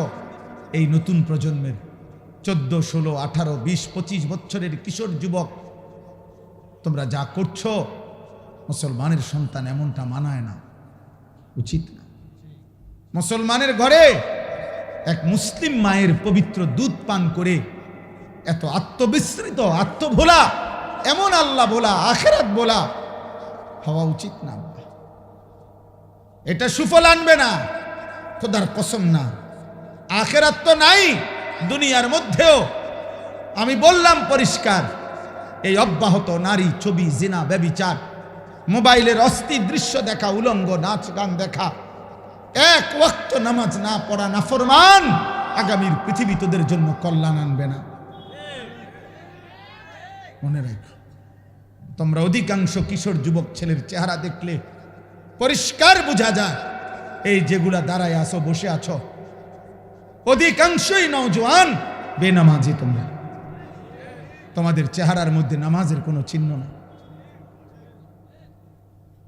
বেনামাজি, বেয়াদব, বেনামাজি, বেয়াদব। আসমানের নিচে জমিনের উপরে বেনামাজির চাইতে নিকৃষ্ট কোনো বেয়াদব আর কেউ না। যার কপালে সেজদা নাই, সে পৃথিবীর যেই কোনো নিকৃষ্ট জানোয়ারের চাইতেও নিকৃষ্ট। জানোয়ার এজন্য সেজদা দেয় না, কারণ কোন জানোয়ারের উপরে সেজদার হুকুম নাই। মানুষ নামের এই জানোয়ারকে আল্লাহ সেজদা দিতে বলছে, অথচ সে সেজদা দেয় না, এই জন্য এইটা জানোয়ারের চাইতেও নিকৃষ্ট। কুত্তা এই জন্য সেজদা দেয় না, কুত্তার উপরে সেজদার বিধান নাই। শূকর এই জন্য সেজদা দেয় না, শূকরের উপরে সেজদার বিধান নাই। ছাগল, গরু এই জন্য সেজদা দেয় না, তাদেরকে আল্লাহ সেজদা দিতে বলে নাই। আব্বা তোমারে বলছে, তোমারে বলছে বাপ। এই জন্য আসমানের নিচে জমিনের উপরে আল্লাহর কোরআনে আল্লাহ বলছে, ফাখালাফা মিন বাদিহিম খালফুন, সর্বনিকৃষ্ট মানুষ, কোরআন শরীফের আয়াত, সবচেয়ে নিকৃষ্ট মানুষ আল্লাহ বলছে কারা? আল্লাহ বলছে আদাউস সালাহ, এক যারা তাদের নামাজ নষ্ট করে, দুই ওয়াত্তাবাউস শাহওয়াত, যারা তাদের শাহওয়াত, মনের হারাম চাহিদা, কুবাসনা, মনের চাহিদা শুধু পূরণ করে, আল্লাহর বিধান, রাসূলের বিধান, হালাল হারামের বিধান কোনো পরোয়া করে না। খোদার কসম আল্লাহ বলছে তারা সর্বনিকৃষ্ট প্রজন্ম, ওরা নিকৃষ্ট, নিকৃষ্ট, নিকৃষ্ট, নিকৃষ্ট বেটা। অতএব বেনামাজি ছেলেরা, তোমরা যারা আজকে সারা দিনে এক ওয়াক্ত নামাজ পড়ো নাই, নাফরমান, তুমি চলে গেলে ভালো হয়। যাও এখান থেকে, সরো, যাও বেটা নাফরমান, চলে যা বেটা। তোর মতো নাফরমানের ভালোবাসা দিয়ে আমি কি করবো? আমি কি ভোটে দাঁড়াইছি বেটা? আমি কি ভোটে প্রার্থী? আমি কি নির্বাচনের গণসংযোগে আসছি বেটা? তামাশা দেখা কি করবা? হুজুরের কি করবা? মুসলমানের ঘরে এমন নিকৃষ্ট সন্তান কেমনে হইলা? 365 দিনে, খোদার 1 বছরে কোনোদিন ফজরের নামাজ পড়লা না, এত বড় জানোয়ার কেমনে হইলা? এত বড় জানোয়ার হইলা কেমনে? তোর মা তোকে দুধ পান করায় নাই? তোর মা তোকে আল্লাহ চিনায় নাই? তোর বাপ তোকে বলে নাই? তোর মক্তবের হুজুর তোকে বলে নাই? তোদের গ্রামের মসজিদে আজান হয় না? তোদের পাড়ায় মহল্লায় তোর সামনে আর কেউ নামাজ পড়ে না? না ফরমান, তুই মুসলমানের ঘরে ঘুমাস না বেটা? তোর কোনো অভিভাবক নাই বেটা? হ্যাঁ, সিনেমার ওই নর্তকী তোর অভিভাবক বেটা? মোবাইলের ওই উলঙ্গ নারী, ফুটবলের খেলোয়াড়, ক্রিকেটের খেলোয়াড়, ইউরোপ আমেরিকার কোন বেঈমান? বলো আব্বা, জন্ম মুসলমানের ঘরে, চুল রাখলা কেন বেঈমানের মতো করে? তোর আব্বা ভুলে গেলি কেন বেটা? এই না ফরমান, বাপ ভুলে গেলে তার পরিচয় থাকেনি বেটা। বল বেটা, একটা ছেলে বল, এই চুল কার মতো রাখছ বেটা? মাথা নোয়া এলে কি হবে বেটা? মুসলমানের ঘরে জন্ম নিছ কিনা বেটা? দাঁড়ায় বল বেটা। অপদার্থ মুশরিক বেঈমানের মতো, কোন ইহুদি বেঈমান, কোন খ্রিস্টান বেঈমান, কোন মুরতাদ, কোন আল্লাহর দুশমন, কোন বেঈমানের মতো চুল রাইখা মুসলিম পরিচয় দাও কোন লজ্জায়, কোন শরমে বেটা? কোন শরমে? ছি ছি ছি বেটা, ছি। সেজদাবিহীন কপাল যাদের, তোদের কপালে থুতু মারলাম, থু তোর কপালে, থু তোর কপালে থুতু দিলাম। তুই রবের দুশমন, ইসলামের দুশমন, আল্লাহর দুশমন। আমার নবী সাল্লাল্লাহু আলাইহি সাল্লামের 23 বছরের চোখের পানির কোনো কদর করলা না। আমার নবীর তায়েফের প্রতি ফোঁটা রক্তের কোনো কদর করলা না। আমার নবীর উহুদের ধান ধান শহীদ করা রক্তের কোনো কদর করলা না। যে নবী আমার পেটে পাথর বাঁধছে উম্মতের জন্য ক্ষুধার কষ্টে, হাসরের ময়দানে তিনি জিজ্ঞেস করবে, উম্মত তুই কি শুনুস নাই? উম্মত, আমি না তোর জন্য তায়েফে এত রক্ত ঝরাইছি। মক্কার কাফের বেটা, নবীজির রক্ত মাখা তায়েফের রক্তাক্ত দেহ, মক্কার সবচেয়ে বড় কাফের উতবা, নবীর বড় দুশমন ছিল যে ব্যক্তি মৃত্যু পর্যন্ত, আবু জেহেল, আবু লাহাবের সাথে উতবা নামে এই কাফের সর্দার সর্বপ্রথম আমাদের নবী সাল্লাল্লাহু আলাইহি সাল্লামকে তায়েফ থেকে নবী যখন ফিরে আসছে মাঝ পথে রক্ত মাখা দেহ তখনও মুছে নাই। খোদার কসম, কিতাবে আছে এই উতবা নবীকে দেখছে প্রথম এই কাফের সর্দার। এরই ভাতিজাত নবীজি আজকে 11 বছর নবীর বিরোধিতা করে গেছে মক্কায়, কিন্তু তায়েফ থেকে নবী ফিরে আসছে উতবার বাগানে, নাখলা নামক জায়গায়, মক্কা এবং তায়েফের মাঝামাঝি জায়গায়। নবী সাল্লাল্লাহু আলাইহি সাল্লাম যখন ঢুকছে তখন উতবা বাগানে ছিল। সে দূর থেকে তাকাইয়া দেখছে ভাতিজার সারা দেহে রক্ত মাখা, তায়েফ থেকে ফিরে আসছে। আল্লাহর কসম কিতাবে লিখছে, সে তো কালেমা পড়ে নাই, কিন্তু এই কাফের সর্দার নবীজির রক্ত মাখা দেহ দেখা চিৎকার দিয়া কাঁদছে আর বলছে, তায়েফবাসী, আজ 11 বছর আমরা আমাদের ভাতিজার বিরোধিতা করি, কিন্তু কোনোদিন তাকে এভাবে মারি নাই। তোরা আমার ভাতিজারে কেমনে পারলি এভাবে মারতে?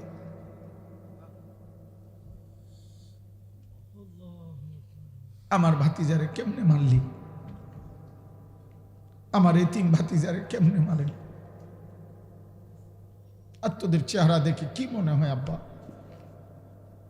কার মতো চুল রাখলা, অধিকাংশ ছেলে দাঁড়াইলে যদি জিজ্ঞাসা করেন যে সারাদিনে একবার পেশাব করে পানি নিছনি, নাফরমান বলবে না। টয়লেট পেপার চিনুনি, না। আল্লাহকে একটা সেজদা দিছুনি, না। সারাদিন সারা রাত মোবাইলে শুধু নারী ছবি, উলঙ্গ দৃশ্য, অশ্লীল জিনা ব্যভিচারের দৃশ্য। আহা, নারী ছাড়া লজ্জাস্থান যারা, তার জীবনের আর কিছু নেই। তার জীবনের একটাই যে লজ্জাস্থান যে একটা আছে, এটার চাহিদা পুরো। একটা পেশাবের রাস্তার কাছে এই কাপুরুষ হেরে গেছে। এই কাপুরুষ পেশাবের রাস্তার কাছে হেরে গেছে। এই কি যুদ্ধ করবে? এই ইসলামের জন্য কি করবে? এ তো সামান্য পেশাবের রাস্তার শাহওয়াত, লজ্জাস্থানের চাহিদা। এর জন্যই এ সারা দিন রাত নারী দেখে, ছবি দেখে, উলঙ্গ দৃশ্য দেখে। এ কি খাবারের চাহিদা পূরণ করে এটা দিয়া? তৃষ্ণার চাহিদা পূরণ করে এটা দিয়া? শরীরের মধ্যে সুস্থতা আনে এটা দিয়া? ভিটামিনের জন্য এটা? তো কি চাচা বলেন? তার লজ্জাস্থানের চাহিদা। আর কি? তাইলে বেটা কাপুরুষ, তুই বেটা পেশাবের রাস্তার কাছে হারিয়ে গেছ। তোর মতো আকামলা দিয়া পৃথিবীতে হবে কি বেটা? বল বেটা।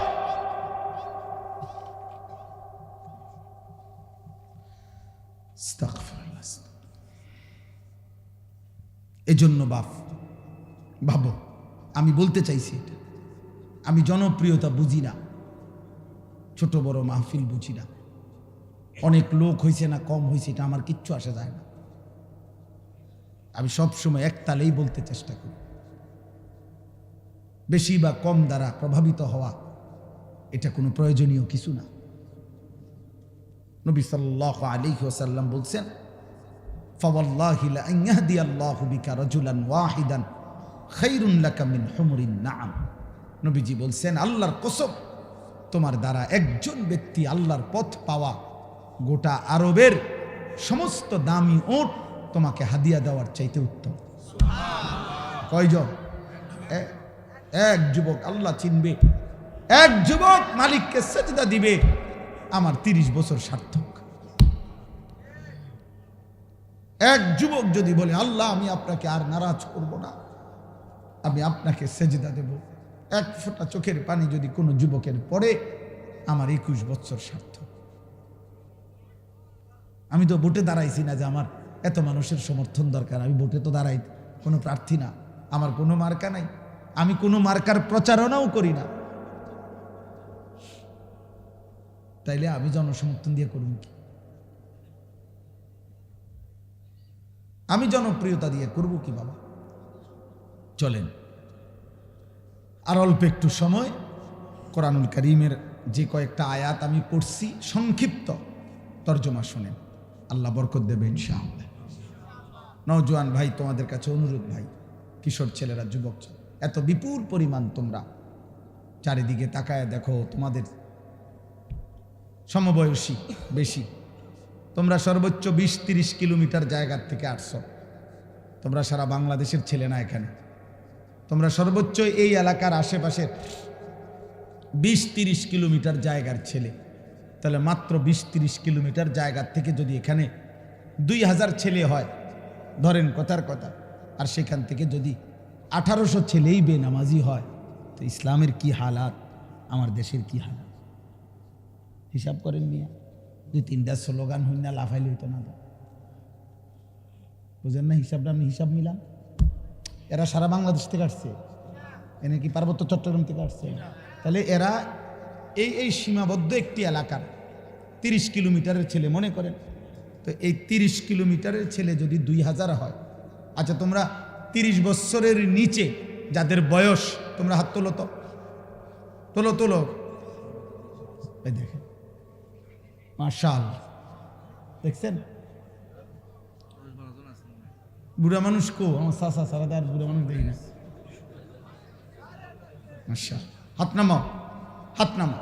তাইলে বাবা শুনো না, আমার কথা হলো আত্মতৃপ্তিতে ভুগলে হবে না, সময় এখন হিসাবে। এখন কি করা দরকার? হিসাব করা দরকার, হিসাব করা দরকার বাবা। আত্মতৃপ্তিতে ভুগলে হবে না। মানে এই হুজুরের এখন শ্রোতা বেশি, তো কিছে এটা কোনো আত্মতৃপ্তির কিছু না। স্লোগান দিছে, উড়াইয়া লাইছে হুজুরে, যেই স্লোগান দিছে না, এটা কিছু না, এটা কিছু না। হিসাব করা দরকার। একটা যুবক ছেলে, ভাই তোমার কাছে আমার অনুরোধ, একজন তোমার কাছে বললাম, তুমি তোমার এলাকার এতগুলো ছেলের দিকে তাকাইয়া দেখো নামাজি কয়জন। তাহলে একটি দেশের 92% মুসলমানের বাংলাদেশে, প্রায় 12-14 কোটি মুসলমানের বাংলাদেশে যদি 30 কিলোমিটার জায়গার 2000 ছেলে, তার থেকে যদি 1800 ছেলেই নামাজ না পড়ে, তাহলে এইভাবে প্রতি 30 কিলোমিটার দৈরা গোনেন সারা বাংলাদেশের, তাহলে নামাজি কই? নামাজি বিহীন কই? তো সেজদা বিহীন ইমানের শক্তি আসবে কোত্থেকে? সেজদা বিহীন, আল্লাহর জন্য জীবন দেওয়া অকাতরে, দেশের জন্য, ইমানের জন্য এই হিম্মত সেজদা বিহীন আসবে না। স্লোগান দেওয়া যাবে। শহীদ শরীফ উসমান হাদি রাহমাতুল্লাহি আলাইহি, এই ইমানদার যুবক, 33 বছরের যুবক, সে বারবার বলছে আমি শহীদের মৃত্যু চাই, আমি প্রথম কাতারে সর্বপ্রথম গুলিবিদ্ধ হতে চাই। সে বলেছে সে দেশের জন্য আমি আমার শেষ রক্তটুকু দিতে চাই। এই যুবক ইমানদার ছিল, 5 ওয়াক্ত নামাজ পড়তো প্রতিদিন। খোদার কসম, সে ফজরের নামাজ জামাতে পড়তো। তার বাবা আলেম ছিলেন, সে নিজে হাফেজে কোরআন ছিল। ফজরের নামাজের জন্য ক্যাম্পেইন করত, বন্ধুদেরকে উঠাইতো। ফজরের নামাজ সহ 5 ওয়াক্ত নামাজ জামাতে পড়তো। যেদিন গুলিবিদ্ধ হয়েছে সেদিন সে জুমার নামাজ পড়েই এই প্রথম ঘর থেকে, মসজিদ থেকে ফিরছিল। তো এরপরে গুলিবিদ্ধ হয়েছে। আমার বন্ধু, এই যুবক আল্লাহর কোরআন পড়তে পারত বিশুদ্ধ, রসুলের হাদিস পড়তে পারত বিশুদ্ধ। তার মা পর্দানশীন, তার স্ত্রী পর্দানশীন, তার ভাই বড় আলেম, তার বাবা বড় আলেম, সে নিজে হাফেজে কোরআন, সে আগে মাদ্রাসায় পড়ালেখা করছে। আল্লাহ তাআলা এই জন্য বলছে, যুবক, দেশপ্রেমের কথা তো অনেকেই বলে, মাতৃভূমির কথা তো অনেকেই বলে, রাজনীতির লম্বা লম্বা স্লোগান, বক্তৃতা, বিবৃতি অনেকেই তো মারে, কিন্তু আমি আল্লাহ তোর কলিজায় ঈমানও দেখলাম, দেশপ্রেমও দেখলাম, দুইটা আমি একসাথে গ্রহণ করে। তুমি হাদি চেয়েছিলে মাত্র 500 ভোট, সে বলেছিল এইবার আমি প্রার্থী হয়ে মাত্র যদি প্রথমবার 500 ভোট পাই তাইলেই আমি ভাগ্যবান মনে করব। আর শাজিমের মালিক আল্লাহ বলে, তোর ফজরের সেজদার বদৌলতে আমি আল্লাহ 18 কোটি মানুষের সমর্থন তোকে দিয়ে দিলাম, যা। সে চেয়েছে 500 সমর্থন, আল্লাহ বলছে যা, 18 কোটি মানুষের সমর্থন যুবক তোমার জন্য দিলাম।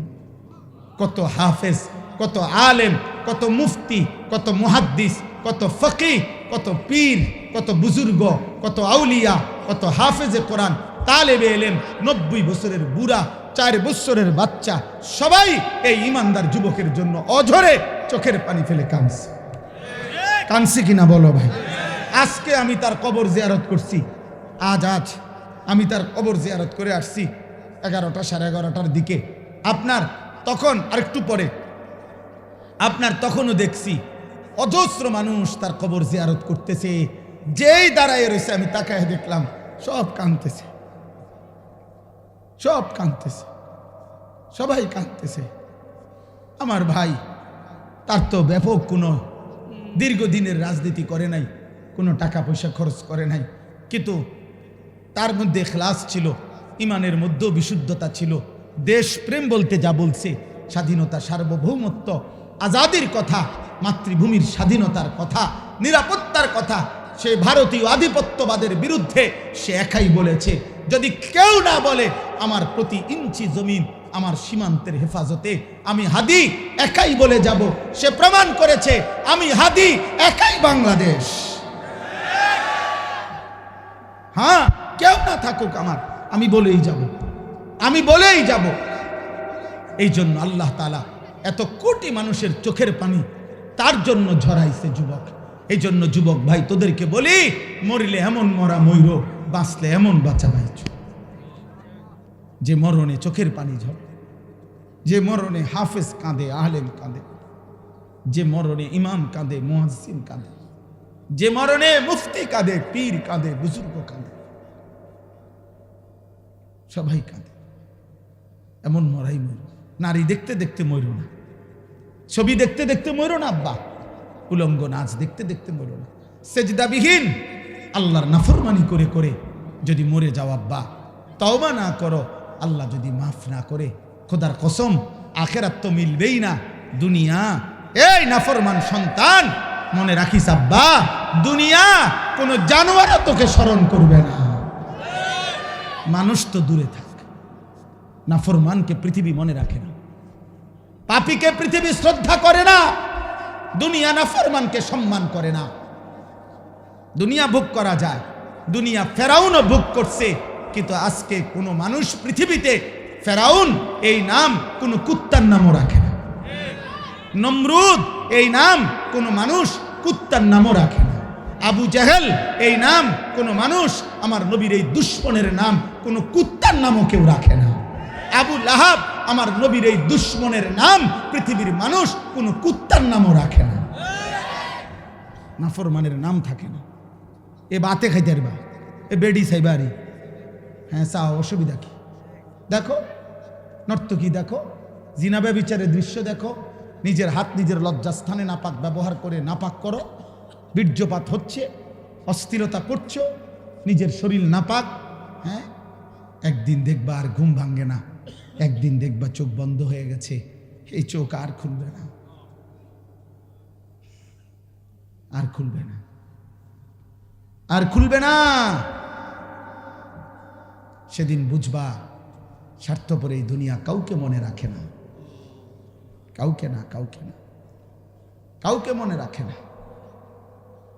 আমি অনুরোধ করলাম, 1450 বছর আগে এক যুবক কৃষ্ণাঙ্গ ছিল, কালো, হাবশি, গোলাম, কৃতদাস, কালো চেহারার, কিন্তু আল্লাহকে রাজি করে গেছে, 5 ওয়াক্ত নামাজের সেজদা দিছে। আমার নবী সাল্লাল্লাহু আলাইহি সাল্লামের ভালোবাসা কলিজার মধ্যে ভরা ছিল। আরশে আজিমের মালিক বলছে, আল্লাহ বলছে আমি তোকে গ্রহণ করলাম। তো 1450 বছর পরেও পৃথিবীর লক্ষ কোটি ইমানদারের সন্তানের নাম বেলাল। বেলাল দেশে দেশে, বেলাল পৃথিবীর প্রান্তে প্রান্তে, বেলালের কোনো দেশ নাই, বেলালের কোনো সীমান্ত নাই, বেলাল পৃথিবীর এই প্রান্তে, বেলাল পৃথিবীর ওই প্রান্তে, সর্বত্র। এই একদিন মনে রাখো আব্বা, শহীদ শরীফ উসমান হাদি রাহমাতুল্লাহ আলাইহি, এই ইমানদার যুবকের নামও ইনশাআল্লাহ 1000 বছর পরে আমার বাংলার মাটিতে যেই সন্তান জন্ম নিবে, সেও বুঝ হওয়ার পরে শহীদ শরীফ উসমান হাদির নাম তার কলিজায় রব বসায় দিবে। 1000 বছর পরের প্রজন্ম তাকে চিনবে। মনে রাখবে, এই পৃথিবীর তৃতীয় উসমান, উসমান হাদি, যে পৃথিবীতে সোনার অক্ষরে যার নাম লিখে গেল, তৃতীয় উসমান সে। প্রথম উসমান, উসমান ইবনে আফফান, ইসলামের তৃতীয় খলিফা। দ্বিতীয় উসমান, 650 বছর এই পৃথিবীতে ওসমানী খেলাফত, তুর্কি খেলাফত, অটোমান সাম্রাজ্যের প্রতিষ্ঠাতা ওসমান গাজী, তিনিও 650 বছর এই পৃথিবীতে ইসলামী খেলাফত ছিল, উসমানী খেলাফত। এই খেলাফতের যিনি প্রতিষ্ঠাতা ছিলেন তার নামও ছিল উসমান গাজী। উসমান সে দ্বিতীয় উসমান, আর এই তৃতীয় উসমান শহীদ শরীফ উসমান হাদি রাহমাতুল্লাহ আলাইহি। গোটা পৃথিবীতে ইনশাআল্লাহ তার নাম আলোচিত হচ্ছে। হ্যাঁ, রাজনীতি আগেও কেউ করছে, পরেও কেউ করবে, কিন্তু কলিজার এত পানি, চোখের এত পানি আর কেউ ঝরাইতে পারবে না। আল্লাহ আমাদেরকে কবুল করে নেন। এই জন্য যুবক নষ্ট হয়েও না, চরিত্রহীন হয়ে, নারী দেখে দেখে শেষ হয়েও না। আজকে সেজদা নবী সাল্লাল্লাহু আলাইহি সাল্লামের এই কথার কোনো জবাব দিতে পারতাম না। কিয়ামতের দিন আল্লাহর নবী আমল নামা দেখে জিজ্ঞেস করবে, উম্মত আনিসুর রহমান, আমার উম্মত তুমি 365 দিনে, খোদার 1 বছরে একদিনও ফজরের নামাজ পড়লা না? তুমি আমার উম্মত, তুমি আমার উম্মত 30 বছর টানা সুদে খাইলা। হাঙ্গামা হইল, বুট বাদাম বিক্রি হলো, চটপটি বিক্রি হলো, খিচুড়ি খাইলো, বিরিয়ানি খাইলো, চিল্লা চিল্লি, মারামারি, ধাক্কাধাক্কি করলো, সব মিলাইয়া 2-4 লাখ টাকার আয়োজন শেষ হইল। তো কি হইল আসলে? ইনসাফ করা উচিত ভাই। চটপটিওয়ালা বসলো যে আমার মালগুলো সব বিক্রি হয়েছে, বুটওয়ালার সবগুলো বুট বিক্রি হয়ে গেছে, এটাই সফলতা? এটাই ছিল মাকসাদ? সবাই সবার মতো করে ভিডিও করলেন, ছবি উঠাইলেন, যে দূর পারেন উঠাইলেন, তো কি হলো এত? এই জন্য প্রত্যেকেই মূলত আল্লাহর কথা যদি কেউ মনোযোগ দিয়ে না শুনে, চুপ না থাকে, রহমত বরকত হয় না, ফায়দা হয় না। কোরআনুল কারীমের মধ্যে আল্লাহ তাআলা বলছেন, ওয়া ইযা কুরিআল কুরআনু ফাসতামিউ লাহু ওয়া আনসিতু লাআল্লাকুম তুরহামুন। আল্লাহ তাআলা বলেন, যখন আমার কোরআন পড়া হয়, বলা হয়, তোমাদের সামনে শোনানো হয়, তখন তোমরা দুইটা কাজ করো, দুইটা আদেশ। এক, মনোযোগ দিয়ে শোনো। দুই, চুপ থাকো। এটা আল্লাহর আদেশ যে মনোযোগ দিয়ে শোনো এবং চুপ থাকো। লাআল্লাকুম তুরহামুন। আল্লাহ তাআলা বলেন, যদি মনোযোগ দিয়ে শোনো এবং চুপ থাকো, অবশ্যই তোমাদের উপরে রহমত বর্ষিত হবে। তাফসীরের মধ্যে আছে রুহুল মাআনিতে, রহমত বর্ষিত হবে মানে কি? মানে হলো আল্লাহর কথা কেউ যদি মনোযোগ দিয়ে শুনে, চুপ থাকে, তো আল্লাহ তাআলা তাকে রহমত দেয়। মানে হলো আল্লাহর কথা মানার তৌফিক দেয়, গ্রহণ করার তৌফিক দেয়। এজন্য নবী সাল্লাল্লাহু আলাইহি সাল্লামের জামানায় এই মূর্তি পূজক মুশরিকরা,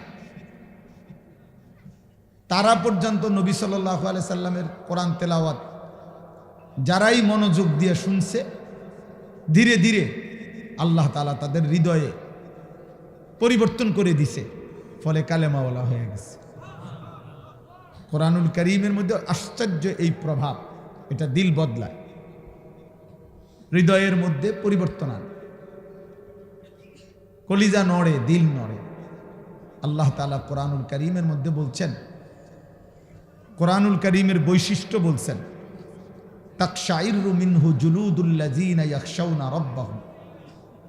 আরে ভাই, কথা বলো কেন তোমরা? কি আশ্চর্য কথা মিলে, বারবার নিষেধ করছি, কথা বলছেন কেন? এই বেটা, বাচ্চা বেটা, মোবাইল ধরে রাখছো কেন? অপদার্থ কোথাকার। এতটুকু ছোট বাচ্চার অভিভাবক নাই এখানে? খামখেয়ালি শুরু করলেন আপনারা। বলেন এটা তামাশা করলে কি হবে? কোনো কথা যদি দিল দিয়ে মনোযোগ দিয়ে নাই শুনলেন, নাই বলতে পারলাম, তো বক্তা আসছে তো তামসা চাইছেন, এখন যান, এখন বলেন। এই বক্তা দাওয়াত দিছিল ওনারা, তো আমি আসছি, তো সারছে তো, আর কি। এখন তো তামসা চাইছেন বক্তার, এখন যান তাইলে।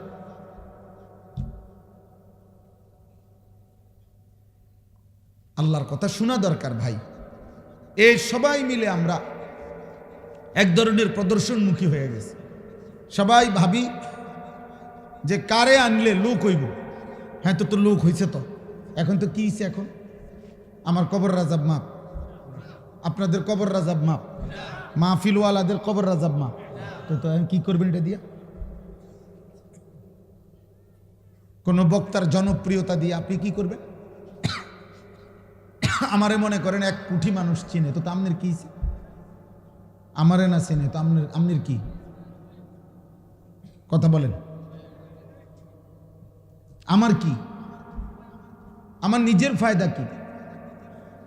আমি প্রতিদিন এই কিতাব বিক্রি করি আমার গাড়িতে, সাদা গাড়িতে। তালিমুস সুন্নাহ, আমাদের নবী সাল্লাল্লাহু আলাইহি সাল্লামের জীবনের সমস্ত সুন্নাত প্রায় 600 পৃষ্ঠা ব্যাপী এই কিতাবের মধ্যে বাংলায় আছে। বাংলাদেশের একজন বড় বুজুর্গ, ঢাকা গাজীপুরের অধ্যক্ষ মিজানুর রহমান চৌধুরী, অনেক বড় আল্লাহওয়ালা বুজুর্গ, আলেম, জ্ঞানী। উনি অনেক আলেমদের সমন্বয়ে নবীজির জীবনের ছোট বড় সমস্ত সুন্নাত একেবারে দলিল সহ এই কিতাবের মধ্যে উল্লেখ করছেন। 400 টাকা মূল্যে আমরা এটা বিক্রি করি, একটা আশায় বিক্রি করি। উদ্দেশ্য, আমি এটা হজরতের কাছ থেকে আনছি, আইনা আইনা বেচি। কেন? আমার একটা আশা, যে মুসলমানের ঘরে ঘরে একটা বই সুন্নাতের পৌঁছুক। একটা সময় মুসলমানদের ঘরে ঘরে মুকসুদুল মুমিনিন বই ঘরে ঘরে থাকতো, বেহেশতি জেউর বই ঘরে ঘরে থাকতো, কোরআন শরীফের তর্জমা ঘরে ঘরে থাকতো। কম বেশি যখন যে পারছে কুদ্দুর কাদ্দুর হইলো পড়ছে, আজ আর পড়া নাই। মোবাইল টিপতে টিপতে জাতি শেষ, বুড়াও শেষ, জোয়ানও শেষ। এই জন্য আরেকবার রসুলের সুন্নাতের একটা কিতাব সুযোগ থাকলে আমাদের সাদা গাড়ির থেকে কিনেন। আল্লাহ আপনাদেরকে তৌফিক দেন, আল্লাহ আপনাদেরকে কবুল করেন। আজকের এই মুবারক মাহফিলে আল্লাহ তাআলা বরকত দেন। আমার জন্য দোয়া করবেন, আমিও আপনাদের জন্য দোয়া করি। আল্লাহ তাআলা সবাইকে ঈমান আমলের জীবন দান করেন।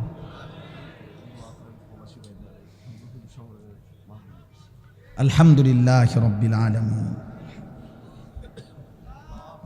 আল্লাহুম্মা আনতাস সালাম ওয়া মিনকাস সালাম। তাবারাকতা ইয়া যাল জালালি ওয়াল ইকরাম। ইয়া আরহামার রাহিমিন, ইয়া আরহামার রাহিমিন, ইয়া আরহামার রাহিমিন। রব্বানা যালামনা আনফুসানা ওয়া ইল্লাম তাগফির লানা ওয়া তারহামনা লানাকুনান্না মিনাল খাসিরিন। মাওলায়ে কারীম আপনি মাফ করে দেন, রব্বে কারীম আপনি মাফ করে দেন, মেহেরবান মাওলা আপনি মাফ করে দেন। রাত গভীরে মাফ করে দেন, জিন্দেগীর সমস্ত নাফরমানি মাফ করে দেন।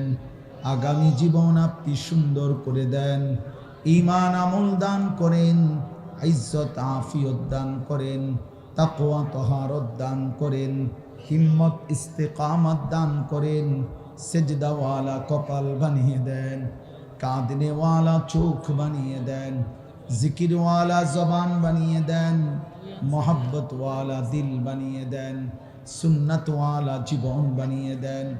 সমস্ত কবরবাসীদেরকে মাফ করে দেন আল্লাহ, সমস্ত কবরবাসীদেরকে মাফ করে দেন, নূরে ভরপুর করে দেন আল্লাহ। আমাদের যার বংশধর যে যেখানে কবরে মাফ করে দেন, কিয়ামত পর্যন্ত কবরের আযাব মাফ করে দেন, কবরগুলোকে জান্নাতের টুকরা বানিয়ে দেন। আমরা যারা বেঁচে আছি মাওলা, আমাদের জীবন সুন্দর করে দেন। কিশোর যুবক ছেলেগুলোকে নামাজি বানিয়ে দেন, বাবা চাচাদেরকে আরো বেশি নেক আমলের তৌফিক দেন, মা বোনদেরকে পর্দা পুশিদা দান করেন, ওলামায়ে কেরামকে উম্মতের ফিকির দান করেন আল্লাহ।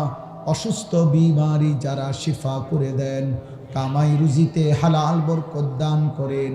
প্রবাসী বিদেশের জমিনে যারা সহি সালামতে নিরাপদে রাখেন মাওলা, হিলফুল ফুজুল এই নওজওয়ানদের সংগঠন আপনি কবুল করে নেন আল্লাহ। ছেলেগুলোকে ঈমান ইসলামের জন্য, আখিরাতের জন্য আরো কাজ করার তৌফিক দান করেন। আজকের মাহফিল আপনি কবুল করে নেন, সব আয়োজন আপনি কবুল করে নেন। যে যেভাবে অংশগ্রহণ করেছে, দান করেছে, সহযোগিতা করেছে, বুদ্ধি দিয়েছে, সকলকেই উত্তম বিনিময় দান করেন। আগামী দিনেও মাহফিল আপনি জারি রাখেন, কায়েম করে দেন, দায়েম করে দেন আল্লাহ। যার যত নেক মাকসাদ আছে পূরণ করে দেন, অভাব দূর করে দেন, দ্বীনের বুঝ দান করেন, আখিরাতের ফিকির দান করেন। আমার দেশকে আপনি নিরাপদ করে দেন, মানুষের জান মাল ইজ্জত আবরু হেফাজত করেন আল্লাহ। নির্বাচনকে সামনে রেখে জনগণের জান মাল হেফাজত করেন আল্লাহ। আল্লাহ আমার প্রিয় ভাই শহীদ শরীফ উসমান হাদি রাহিমাহুল্লাহু তাআলা, আমার মাটির এই ইমানদার যুবককে আপনি কবুল করে নেন, তার কবরকে নূরে নূরে মুনাব্বার করে দেন আল্লাহ। তার পবিত্র শাহাদাতের বিনিময়ে বাংলার জমিনে কালেমার পতাকা উড়িয়ে দেন, ঈমানের পতাকা উড়িয়ে দেন। রব্বির হামহুমা কামা রব্বায়ানি সগীরা।